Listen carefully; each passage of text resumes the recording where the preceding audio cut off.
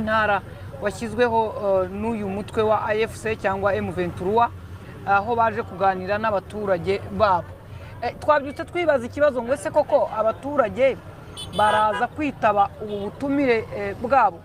Hari icyo nibazaga ngo turaza gusanga wenda abasirikare barimo gukura abantu mu ngo zabo bari mu muhanda babashoreye, ariko nureba ubwinshi bw'aba bantu ntabwo abasirikare barimo kugaragara muri uyu mujyi urimo abaturage benshi. Utabura kuvuga ko abaturage babaye benshi begeranyije hamwe ku muhanda umwe urimo kugana kuri iyi stade.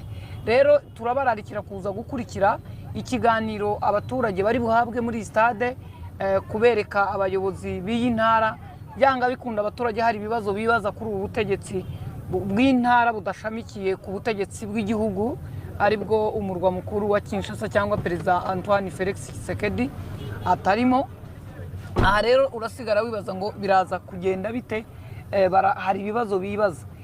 Icya kabiri, hano hari university bakoreragaho abana biga, ese zirakomeza, amashuri arakomeza cyangwa byose birafungirwa Kinshasa hano bastangiza ibyabo? Byanga bikunda hari ibibazo byinshi abaturage bakeneye kuza kubaza muri uyu mwanya. Uyu rero n'umuhanda munini ariko wabaye muto mu by'ukuri ukurikije abaturage, ariko bari mu buryo bubiri, hari abamanuka hari n'abazamuka. Twibajije tutise aba bamanuka bo nabajya he, ariko iyi stade ifite inzira ebyiri, hari abacepfo ngo hari n'abaca ruguru. Ubwo ni mu rwego wenda rwo kwishakira akayira ka bugufi bagenda barimo bagana kuri iyi stade. Abandi bahagaze ku muhanda urabona batagenda. Hari byinshi byo kwibaza, ariko igisobanuro ni kimwe: abaturage baritaba inyeshyamba muri stade, bizeye ko bazagumana nabo imyaka myinshi, cyangwa se baratinya kugumana nabo bamwe bajye mu mazu bikingirana? Icyo nicyo kibazo twibazaga kugeza ubu. Ariko mu muhanda mu mujyi biragaragara ko bari bwitabe, nubwo tutaragera muri stade ngo tubereke. Ariko mbere y'uko ibyo biganiro biba n'ibindi, tugiye kujya muri stade tubereke umuhanda hose uko byifashe. Ibi birimo biraba mu gihe Antoine Felix Tshisekedi, perezida wa Congo, ndetse na Vital Kamerhe, perezida w'inteko nshingamategeko muri Congo, mu biganiro byabo by'ejo n'ibindi byumvikana basa nkaho bavuga ngo noneho hari birakwiye, biremewe ko haba ibiganiro. Ariko abantu nanone barimo baribaza hano kuki hagiye kuba ibiganiro abantu babanje gushira. Yaravuze ko atarenga umurongo utukura. Ese ibiganiro biri bube nk'uko babivuze ngo bitagurisha igihugu, ni ibiganiro bimeze bite? Kutagurisha igihugu ni iki? Barakeka ko hari ibiganiro biri bukorwe, wenda bakavuga bati igihugu bashaka kugicamo kabiri, nicyo kintu barimo kurwanya, cyangwa se barabaha ubuyobozi bwabo nibyo bise kudakora ibiganiro bigambanira igihugu cyangwa byangiza igihugu.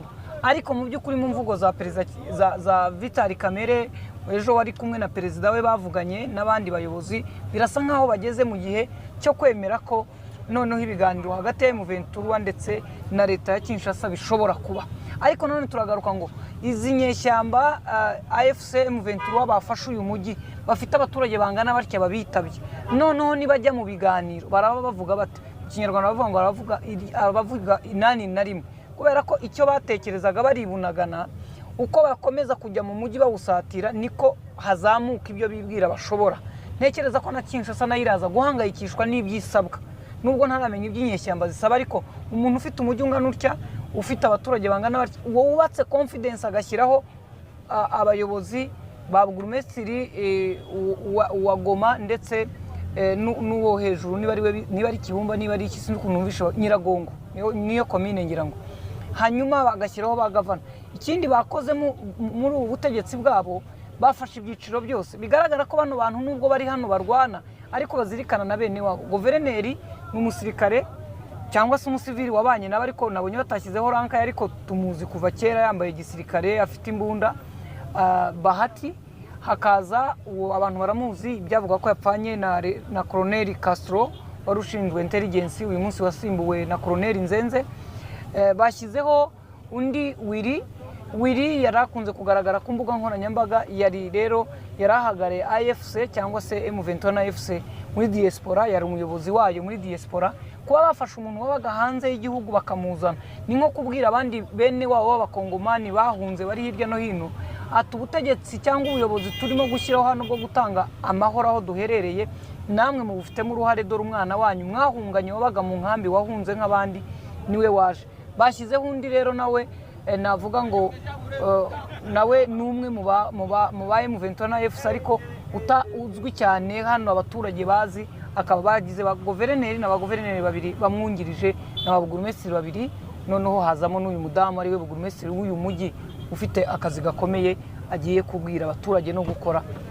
Nyuma y'uko habaye byinshi bitandukanye, umujyi ufite byinshi usaba, kugeza ubu turaza no kubafasha kumenya niba ibice byose byarabonye amazi byari biyasanganywe, umuriro ngira ngo waragarutse, kumenya niba ibice byose nabyo byarawubonye n'ibindi byinshi bitandukanye. Byanga bikunda ibiri buvugirwe muri stade biraza gusobanura imbaraga cyangwa aba bagabo n'aba bagore bagiye kuyobora uyu mujyi bafashe iki gice n'iyi ntara ibyo bashoboye gukora. Ahasigaye tureka tubereke uko abaturage umujyi byifashe, abantu berekera kuri iyi stade nk'uko twatangiye tubibabwira. Genda Scovia Mutesi, turacyari i Goma muri Congo.